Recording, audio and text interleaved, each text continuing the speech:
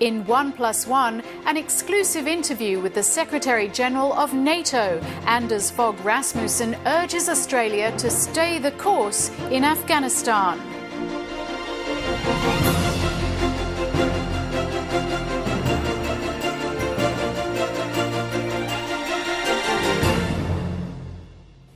Hello, I'm Jane Hutchin. Welcome to the program. Coming up, rating the performance of governments in Australia, and we hear from Estonia's president. First, NATO is the North Atlantic Security Alliance, which works with like-minded countries like Australia. Danish politician Anders Fogh Rasmussen became NATO's chief last year. This week, he told President Barack Obama he hoped US troops would begin handing over responsibility to Afghan forces sometime next year. Anders Fogh Rasmussen is speaking to Philip Williams in Brussels. Welcome to 1+1. Thank you. The biggest challenge, of course, for NATO right now is Afghanistan. What makes you think you can succeed there where the Russians, where the British, where historically all the people that have come from the outside have failed? We will prevail, first and foremost because the Afghan people want security. Definitely they don't want the Taliban back, so we have the support of the Afghan people, and in addition to that we have the military strength. But still we see day by day the Taliban seem to make inroads in new areas. They're a formidable enemy. Actually, we are making progress. We see a lot of fighting right now, but that shouldn't come as a surprise. I mean, we have increased the number of international troops significantly. More troops mean more fight.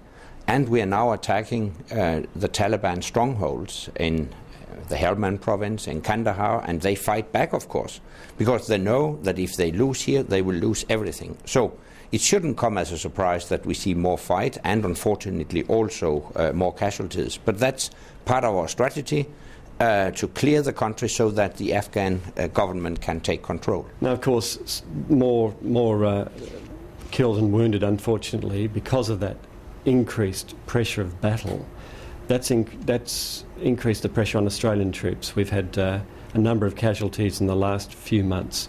What do you say to the mothers and fathers of the Australian troops that have been killed in Afghanistan to convince them that it's a worthwhile battle? Yeah.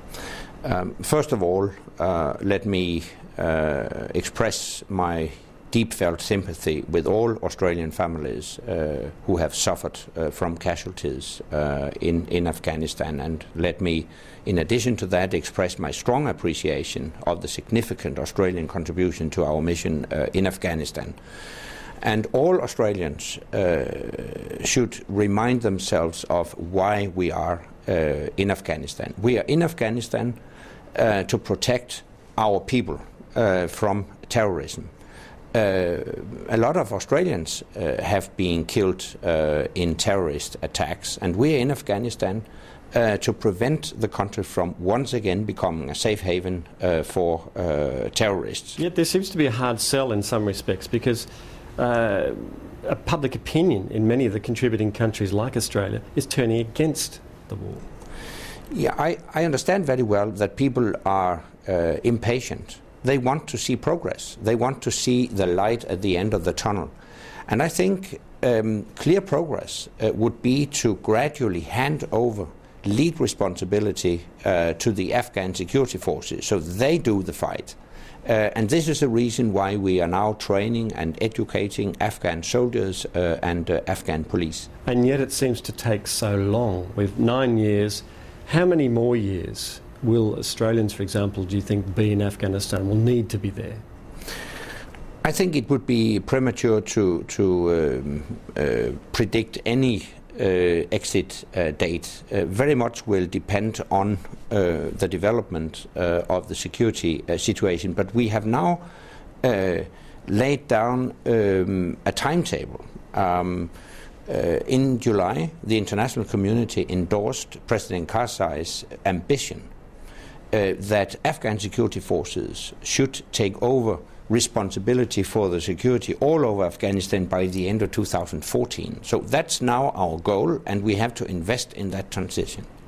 Now, there were reports earlier in the year that there was some dissatisfaction with the level of Australian commitment to the fight, that the Australian government was pulling back our troops and not engaging in the fight against the Taliban as actively as the Americans especially wanted. Is that accurate? No, on the contrary. I appreciate very much the strong Australian commitment to our operation in Afghanistan. Could they do more? I think Australia has done a lot in the Uruzgan district, and Australia has also demonstrated preparedness to adapt to the situation after the Dutch left. We appreciate very much the strong Australian commitment to this operation, and we should also remember that our operation in Afghanistan is a common responsibility for the international community to live up to this UN mandate. Do you think that in years to come, one way or another, NATO is going to have to do a deal with the Taliban? I think we should give a political solution a try, but it will of course not be acceptable to give concessions when it comes to basic democratic principles and human rights. So, on the condition that former Taliban fighters,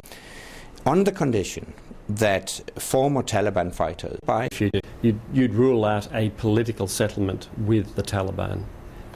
I rule out